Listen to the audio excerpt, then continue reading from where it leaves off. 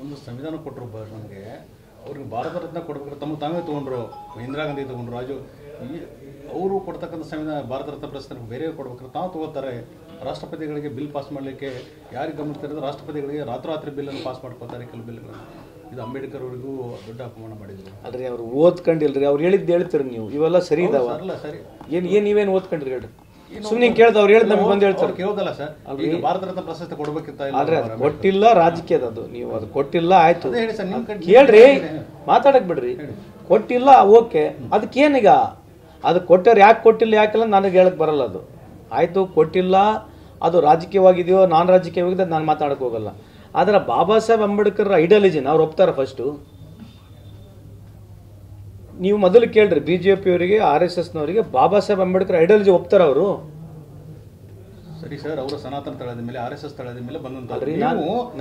ನಾನು ಕೇಳಿದ್ದಲ್ರಿ, ನೀವು ಅವ್ರ ಪರ ವಕಾಲತ್ ಆಗ್ತೀರಿ?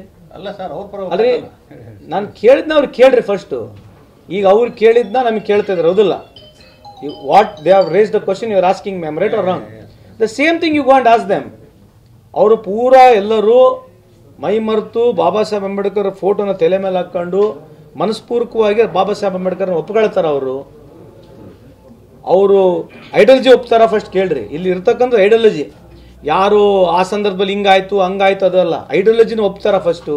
ಬಾಬಾ ಸಾಹೇಬ್ ಅಂಬೇಡ್ಕರ್ ಐಡಿಯಾಲಜಿನ ಒಪ್ತಾರ ಅವರು ಅನ್ನೋದು ನಮ್ಮ ಪ್ರಶ್ನೆ ಇರ್ತಕ್ಕಂಥ. ಬಸವಣ್ಣರ ideology ಒಪ್ತಾರ? ಬಸವಣ್ಣರ ideology Baba Saheb Ambedkar ideology ಒಪ್ತಾರ?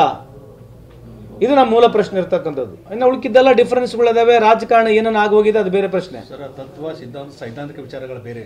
ಅವ್ರಿಗೆ ಸೂಕ್ತ ಸ್ಥಾನವನ್ನು ಯಾಕೆ ಕೊಡಲಿಲ್ಲ ಅಂತ ಕೇಳ್ತಾರೆ ಅಷ್ಟೇ. ಅದೇ ರೀ, ಅವ್ರು ಹೇಳಿದ್ ನಾನು ಉತ್ತರ ಕೊಟ್ಟನಲ್ಲ, ಯಾಕಾಯ್ತು ಯಾಕಿಲ್ಲ ಅದಕ್ಕೆ ನಾನು ಆನ್ಸರಬಲ್ ಅಲ್ಲ.